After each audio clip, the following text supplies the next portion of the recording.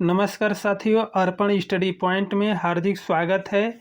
UP board के कक्षा 9वीं में विषय हिंदी के काव्य के पहला जो अध्याय है कबीर दास जी के बहुविकल्पीय प्रश्नों के बारे में आज अध्ययन करेंगे। जो नई शिक्षा नीति के तहत प्रश्न पूछा जाएगा उसमें से कुछ बहुविकल्पीय प्रश्न हैं, आज उसको हम देखते हैं।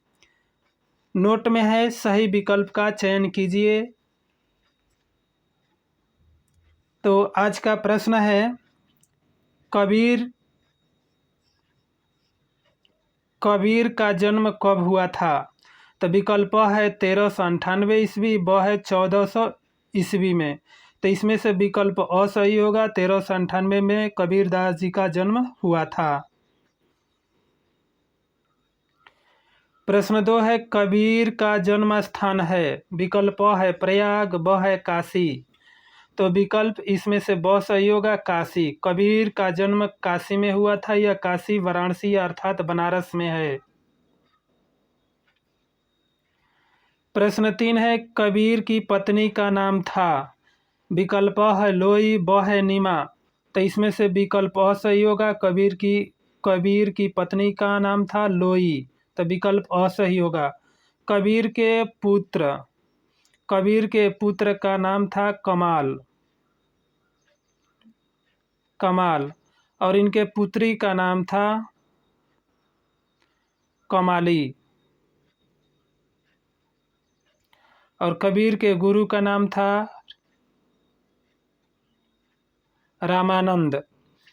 कबीर के गुरु का नाम था रामानंद।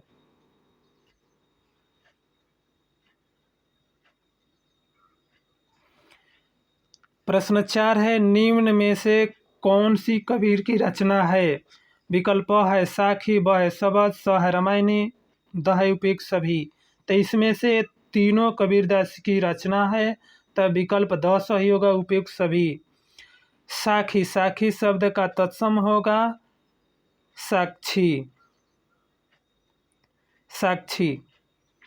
साक्षी मतलब होता है गवाह। शबद का तत्सम होता है शब्द।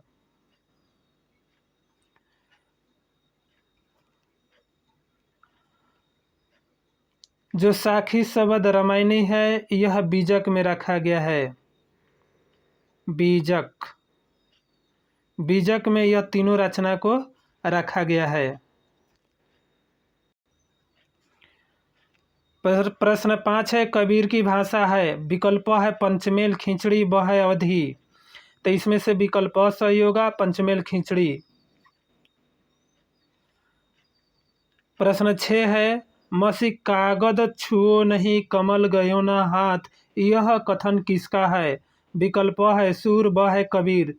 तो इसमें से विकल्प ब सही होगा, कबीर दास जी का प्रमाणित ये मिलता है कि कबीर दास जी पढ़े लिखे नहीं थे। तो इन्हीं कथनों से कबीर दास जी को माना जाता है कि कबीर दास जी पढ़े लिखे नहीं थे।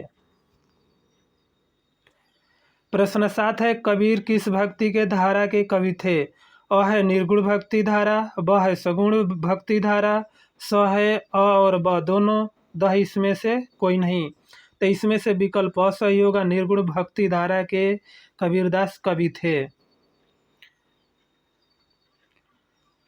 प्रश्न 8 है, कबीर हिंदी साहित्य के किस काल से संबंधित थे? तो विकल्प है आदिकाल, ब है भक्ति काल। तो जो कबीर दास जी थे वह भक्ति काल से संबंधित थे। तो विकल्प ब सही होगा।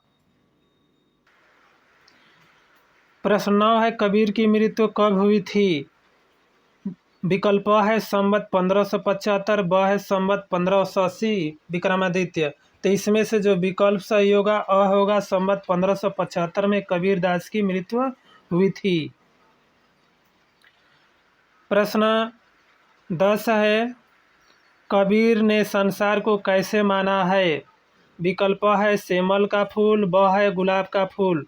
तो इसमें से विकल्प अ सही होगा, सेमल का फूल कबीर ने संसार को माना है। इनकी पंक्ति क्या है? यह वैसा संसार है जैसे संबल फूल, 10 दिन के व्यवहार को झूठे रंग न भूल।